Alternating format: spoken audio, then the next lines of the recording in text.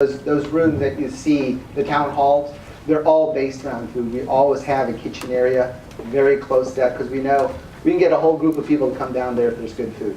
And there are a lot of caterers now in the Bay Area that have healthy foods and healthy catering. So it's not just your typical caterer that comes out and just drops a bunch of sandwiches off. They'll actually cook the food. So a lot of our spaces have full ovens and stovetops so they can do real warming, not just throw it in a microwave. So it is very important, especially to this new entrepreneur. He wants to really feed them well and healthy and wellness. All that stuff that we saw is definitely in the workplaces we're doing today.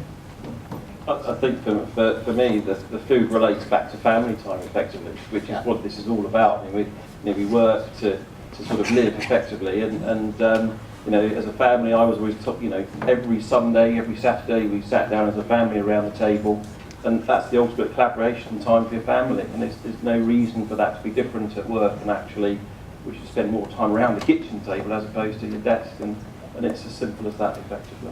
In fact, we're taking a cafeteria that feeds 5,000 people a day and blowing it up completely and building separate restaurants with different themes. We're going to bring in the outside. We're going to have a global theme. So we've got people from all over the world that come to our world headquarters, and we want them to feel comfortable. We want them to feel welcome. So why not have food from around the world and different kind of experiences that we think will bring people together, even that work there every day, because they'll be in different places and try different things and meet other people and have other conversations. Yeah. So I'm just going to add on that. I know Philip is actually busy with a pretty interesting study on food in the workplace, and I'm definitely looking forward to seeing that when it comes out. But 2 points from a Chinese perspective. One is it's not just what you eat, but how you eat it. So Chinese would consider it extremely uncivilized to sit at a long rectangular table and eat your own meal. You know, you sit at a circular table and you share the meal, and that's fundamental. Actually, our most challenging problem right now in our office is how to deal with a Chinese state-owned company where they want to have a circular table for 40 people. Well, you've got 40 people at a circular table, it has to be 12 meters in diameter. We can't actually fit it into the floor plate and get circulation around the sides. So we said, let's just have 4 round tables of 10. And they said, well, how could you possibly do that? Because the chairman would have to sit at all 4 tables, otherwise the other guests would feel that they had lost face. And then so it's fascinating that the politics, the social dimension of eating for the Chinese is as important, if not more important, than the actual food being served. Second aspect from a Chinese perspective is to remember everything material has a spiritual counterpoint. So we're going to spend a lot of time thinking about material food. What is spiritual food? You know, and what does that look like when they are complementing each other in a workplace? Because that would be a healthy workplace. I think one thing I might add too, we're doing a space right now. It's actually for a food, online food. It's Yelp. That's what they do. So we've designed the cafeteria to not be not one operator.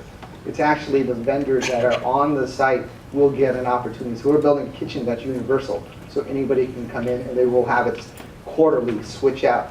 So the quality of food is huge. The coffee shop that you saw in the AOL facility is a Blue Bottle coffee shop, not a Starbucks coffee shop. It's, you know, there's a whole bunch to the quality of what they're getting these days, and not just one big operator. Right, there was a question over here. We'll start down here.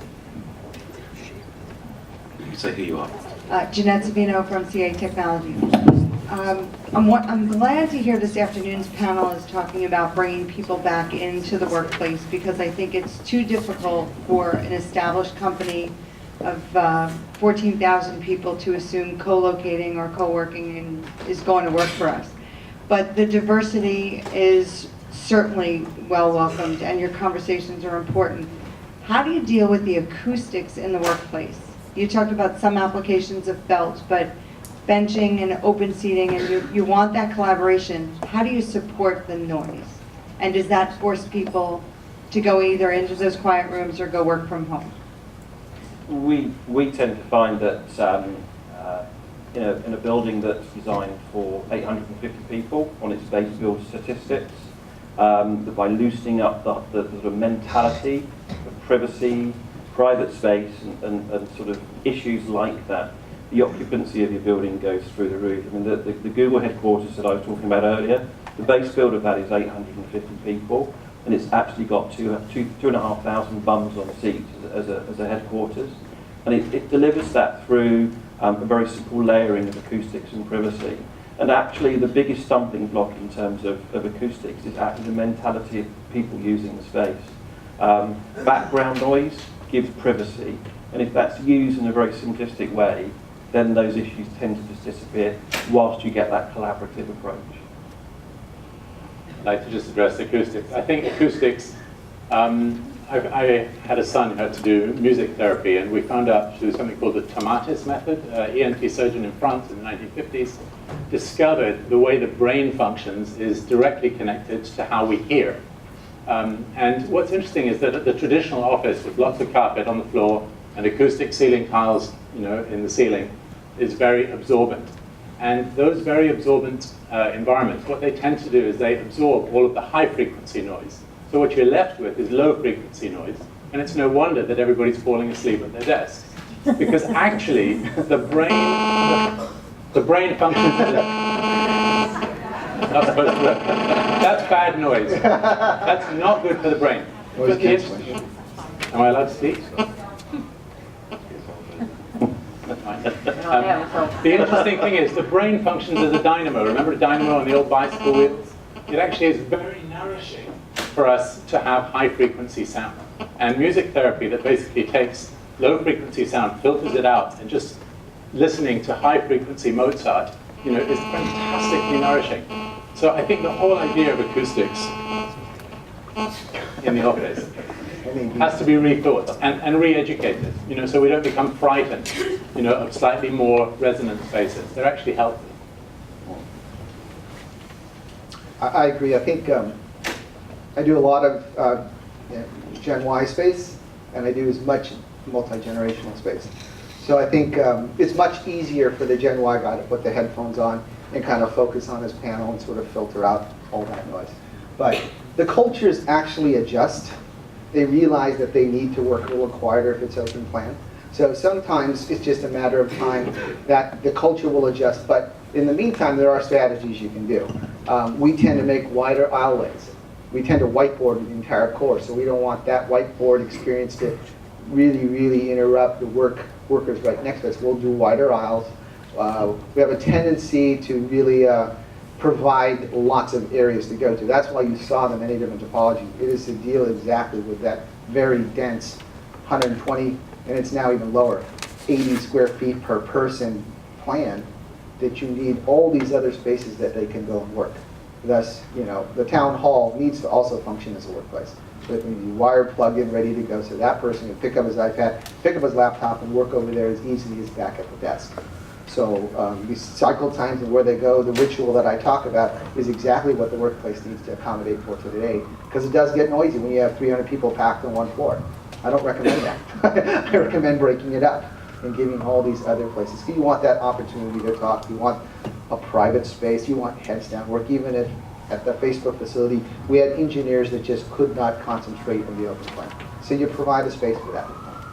And it's that flexibility, in that if people are able to pick up and go and move to a space that suits themselves for that particular task that they've got to do on their own or as a group, that flexibility becomes self-regulating, and that solves the issue without acoustic barriers, partitioning, and so forth. Right, another question. You have one at the front, over here.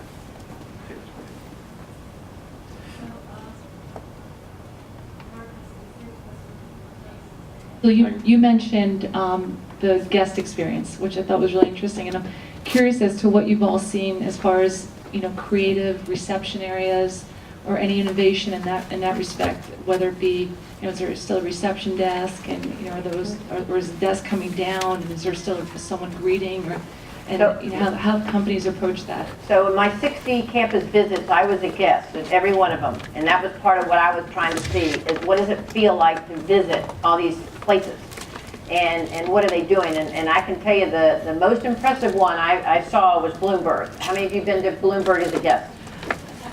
Right? Yeah, I mean, it's great, right? I mean, even though you go through all the security stuff, and we've got mag and bag, and have to do all the security stuff, but the way Bloomberg does it, when a woman was with me, and we arrived, and we came off that elevator on the 6th floor, and there's a person standing there, a host standing there, and they know your name because it's been wired to them from security or however it happens, and they go, you walk up the elevator, and they're like, Julie, Kate, wow, from Atlanta, welcome to Bloomberg. We're like, wow. You know, it didn't matter to us if there was a desk or not a desk, it was how you felt. And so I wouldn't get caught up in what it looked, I wouldn't get caught up in physically what's there. People remember how they felt.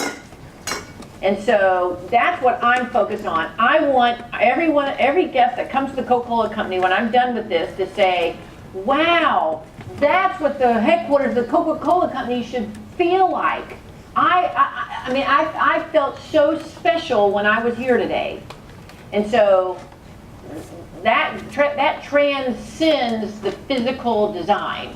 The physical design is important, but here's an example we're doing today. Our guests come in and they sit in a nice little lovely room and they wait for somebody to pick them up, and you know, if they're, depending on how quick or slow that person is picking them up, may be how they feel. Well, gosh, I'm sitting here for 15 minutes. They, you know, are they even going to come get me for the meeting? So I have worked with our security people to abandon that whole thing. And as we build Main Street, we want our guests to feel hosted, not herded. And so today I think at most companies you feel rather herded. And so we're going to get rid of that completely. Our guests will have free access to our Main Street. They can shop, they can eat, they can get coffee, they can meet their hosts any number of places and feel truly welcomed and special when they come. So to me, that's what it's about.